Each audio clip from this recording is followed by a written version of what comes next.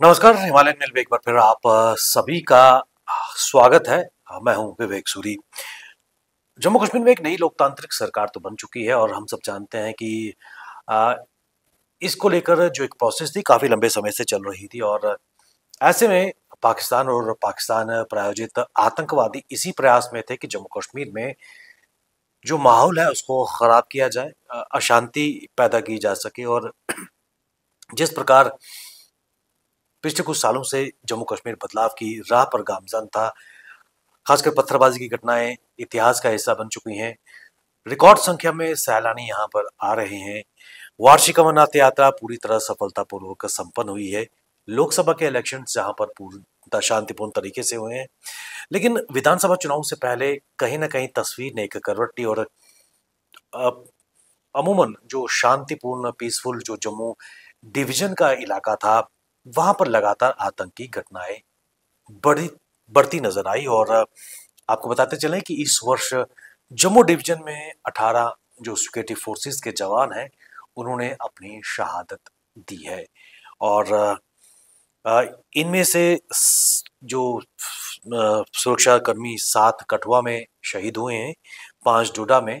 3 सुरक्षाकर्मी किश्तवाड़ में, 2 पुंछ में, 1 उधमपुर में इन्होंने अपनी शहादत दी है। अभी हाल ही में 7 नवंबर की अगर बात करें तो किश्तवाड़ में जिस तरह आतंकवादियों ने विलेज डिफेंस गार्ड्स की निर्मम हत्या की है, उसमें उन्होंने किसी का धर्म नहीं देखा, किसी की जाति नहीं देखी और उनको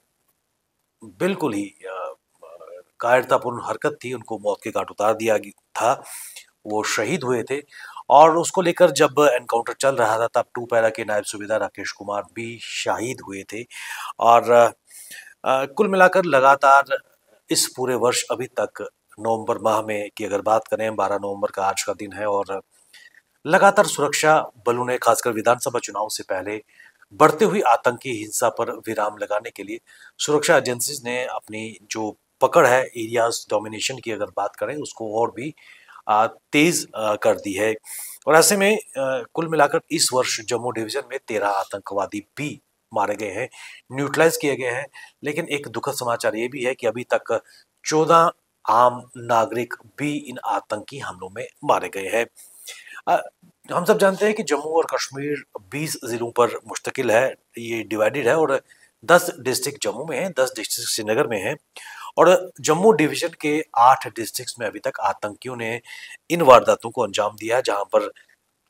न केवल सुरक्षा बलों को बल्कि आम नागरिकों की निर्मम हत्या भी की है और रामबन और सांबा ऐसे 2 जिले हैं जहां पर सुरक्षा बलों ने कोई भी कोताही नहीं बरती और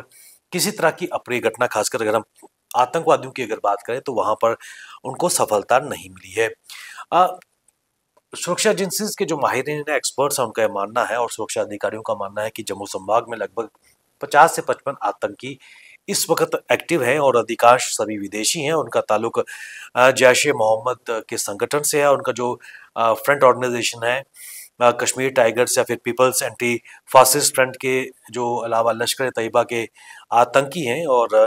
खासकर जम्मू कश्मीर में विधानसभा चुनाव से पहले जिस तरह रियासी में जब माननीय प्रधानमंत्री तीसरी बार अपनी प्रधानमंत्री पद की शपथ ले रहे थे, तब रियासी में जो श्रद्धालुओं की बस पर आतंकियों ने निशाना बनाया था, उस वक्त शपथ ग्रहण समारोह चल रहा था, तब भी एक कायरतापूर्ण काम आतंकियों ने किया था। उसके बाद से लगातार अगर हम बताते चले कि राजौरी पुंछ की बेल्ट लगातार एक्टिव पिछले काफी सालों से थी और वहां पर भी लगातार न केवल ओवरग्राउंड वर्कर्स जो है आतंकवादियों के स्लीपर सेल्स या फिर बड़ी संख्या में जो गोला बारूद वहां से बरामद किया जा रहा है समय समय पर कोऑर्डिनेट सर्च ऑपरेशन के तहत, तो निश्चित तौर पर आतंकवादी विरोधी अभियान जो चलाए जा रहे हैं जम्मू डिवीजन में, उसमें सुरक्षा बलों को सफलता तो मिली है। लेकिन सबसे बड़ी बात है कि 18 जवान इस साल अभी तक जम्मू संभाग में शहीद हुए हैं और ये भी आपको बताते चलें कि लगातार जो इनपुट्स हमारे सुरक्षा बलों को आती हैं तो उसके आधार पर संवेदनशील इलाकों में ना केवल धरपकड़ पकड़ी जाती है की जाती है और जो आइडेंटिफाई एरियाज हैं वहां पर भी जब कोऑर्डिनेट सर्च ऑपरेशन चलाया जाता है तो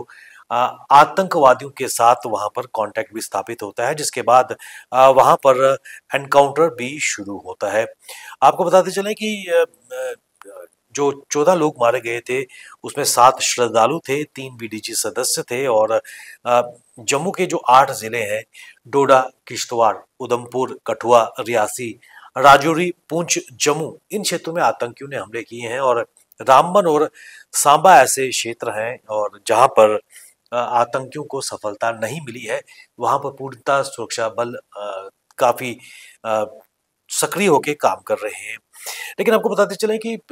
जम्मू का जो क्षेत्र है अमूमन अंतर्राष्ट्रीय सीमा के पास है और एक तरह से ये रूट था आतंकवादियों का, जहां से वो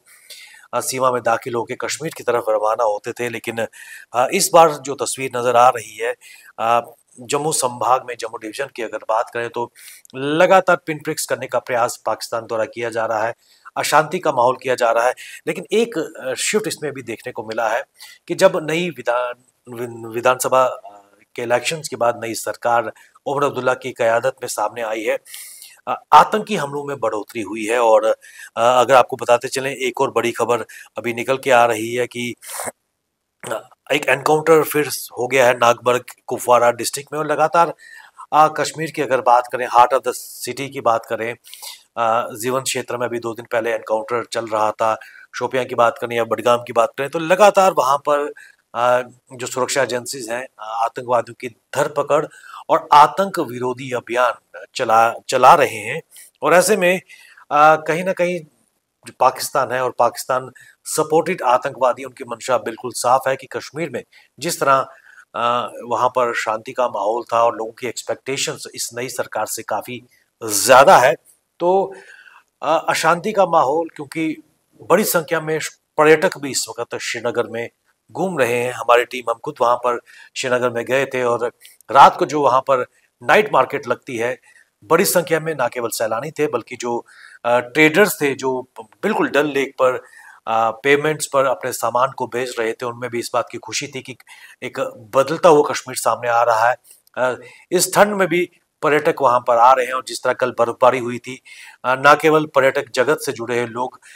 के चेहरों पर एक खुशी नजर आ रही थी, क्योंकि बड़ी संख्या में जब बर्फबारी होती है तो बर्फ का आनंद लेने के लिए सैलानी भी आते हैं। सोनमर्ग की अगर बात करें, गुलमर्ग की बात करें, पहलगाम की अगर बात करें, गुरेज की अगर बात करें, कश्मीर में भी मौसम में करवट ली है, तो कहीं ना कहीं टूरिस्ट ट्रेड से जुड़े लोगों के चेहरे पर खुशी आई हुई है। लेकिन आतंकवादी ये नहीं चाहते कि जो कश्मीरी लोग हैं, उनकी जो अर्थव्यवस्था है, पर्यटन उद्योग से जगी जुड़ी हुई है, वो इसका लाभ ना उठा सके और वो इस तरह के आतंकी हमले कर भी रहे हैं, ताकि जो पर्यटक जम्मू कश्मीर और खासकर कश्मीर में आना चाहते हैं, वो अपने इस दौरे को कैंसिल भी कर दें और उसका सीधा सीधा असर कश्मीर के पर्यटन उद्योग पर निश्चित तौर पर पड़ेगा। तो स्पष्ट दर्शाया जा रहा है कि ये आतंकवादी किसी के सगे नहीं है, बल्कि खौफ व हरास यानी कि भय का माहौल वो पैदा करना चाहते हैं। और सबसे बड़ी बात है कि हमारी सुरक्षा एजेंसीज पूरी तरह चाक चौबंद है और कल की अगर इस वर्ष की अगर बात करें तो 18 जवान अभी तक जम्मू संभाग में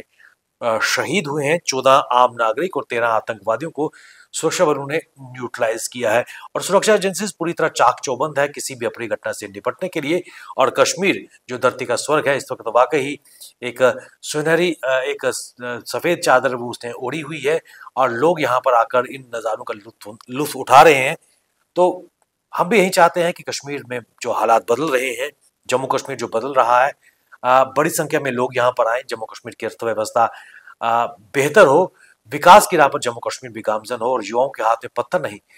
बल्कि उनका मुस्तकबिल, उनका भविष्य उनके साथ हो।